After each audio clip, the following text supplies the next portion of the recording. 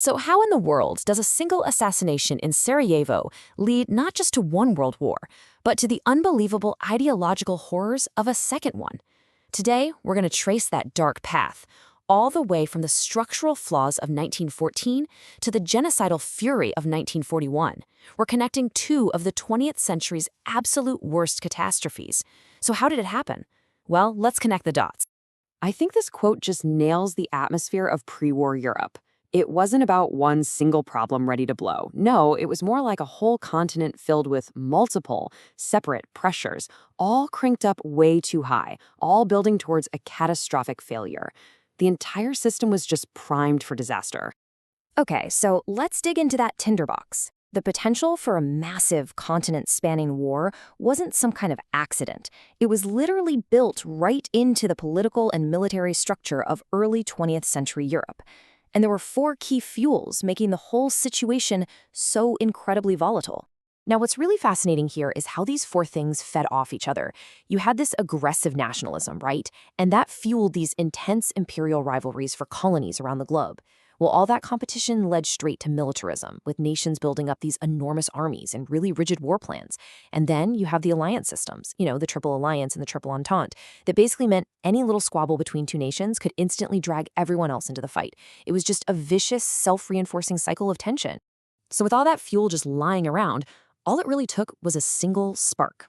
And that spark was the assassination of Archduke Franz Ferdinand on June 28, 1914. It wasn't the sole cause of the war, not by a long shot, but it was absolutely the catalyst that ignited decades of pent-up pressure.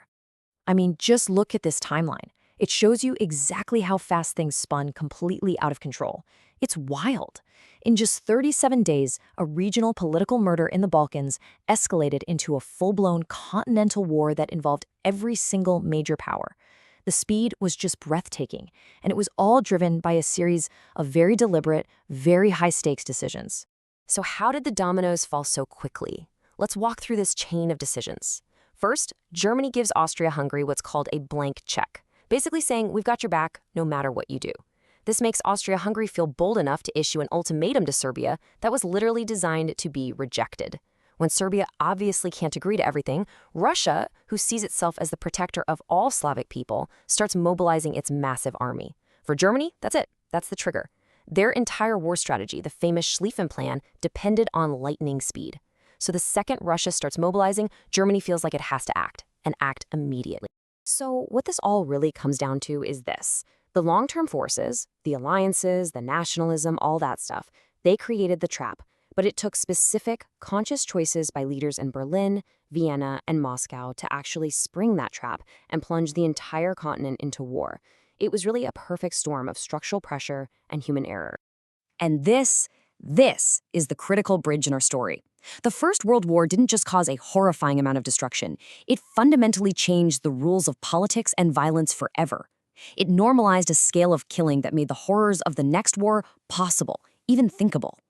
A huge part of this was something called the preventative war mentality, especially inside the German general staff. The idea was simple. You have to strike first and strike as hard as you can if you want to win. This way of thinking completely transformed war from a political tool you use to get limited goals into a winner-take-all struggle for total annihilation. And that mindset, it did not go away in 1918. And that right there, that's the core connection. After 4 years of industrial slaughter, scorched earth tactics, and mobilizing entire populations for war, extreme violence wasn't shocking anymore. It was just another tool of the state. And this brutalized new political landscape, it was the perfect fertile soil for the totalitarian ideologies of the 1920s and 30s to grow in. And right out of that chaos, two dominant, totalizing visions for society came roaring to the front. Both of them promised a radical break from the past, but for fundamentally different reasons, and with tragically different logics of violence. Okay, this table really breaks down the crucial difference between them. For Stalinism, the organizing principle was class. Its violence, which was immense, don't get me wrong, was primarily administrative. It was aimed at wiping out political opponents or so-called class enemies to secure power and transform the economy. But for Nazism, the core principle was race. Its violence was biological and exterminatory. The goal wasn't just to repress enemies, it was to physically eliminate entire peoples to achieve racial purity and seize their land. So why does this distinction matter so much?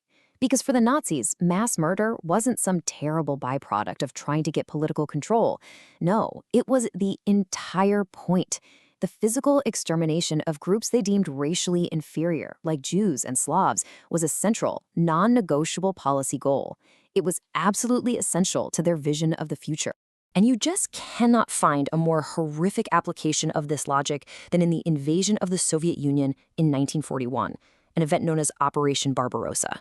This was the ultimate horrifying fusion of Nazi racial ideology and their military power.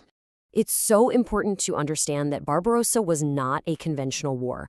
From the very beginning, it was planned as a racial colonial war of annihilation. The goal was never just to defeat the Red Army.